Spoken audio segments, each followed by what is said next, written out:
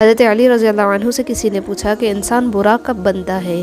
فرمایا جب وہ اپنے آپ کو دوسروں سے بہتر سمجھنے لگے۔